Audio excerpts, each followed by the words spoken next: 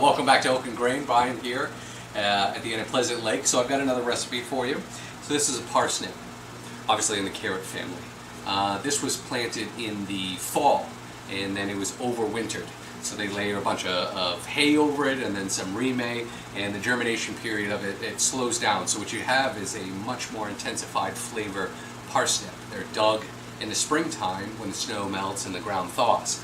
I tend to use these a lot more. It's nice to be able to use something that's been growing slowly over the winter time, and then you've got something to use during the spring. So what we're going to do is we're going to make real quick a parsnip puree. So all we need to do is cut just a little bit of the bottom, a little bit of the top off, and then peel this down. This is a great replacement for potatoes. I like them because these tend to be a little bit more aromatic, I would say, than potatoes. The texture is a lot different, and it tends to be a lot sweeter. So all we do is cut it down into discs, I would say.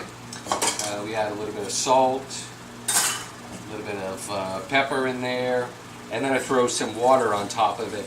And not a whole bunch. And you always want to start your vegetables or your potatoes or anything like that in cold water.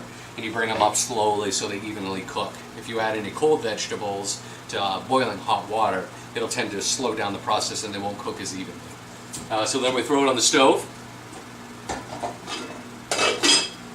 And we let that cook for probably about 15-20 minutes, again on a medium boil. And just prick it with a toothpick or a fork or anything that you got around the house to make sure that it's nice and soft. After that, drain it off, just like this. It's got a great color, intensifies a little bit obviously with boiling. And then we're going to add some butter to it, and a little bit of cream, just enough to coat the base on that. And again, after we've taken it out of the water, we're going to add some salt to it, some black pepper.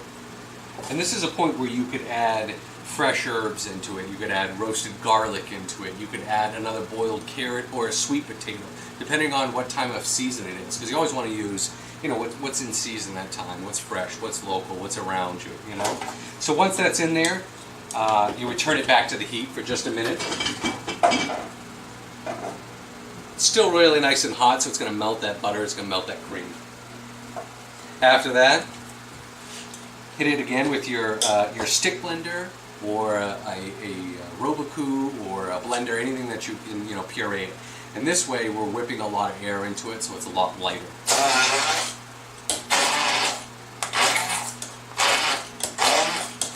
And then when you get that nice creamy consistency that you're looking for, again, you just want to make sure that it's seasoned to taste also.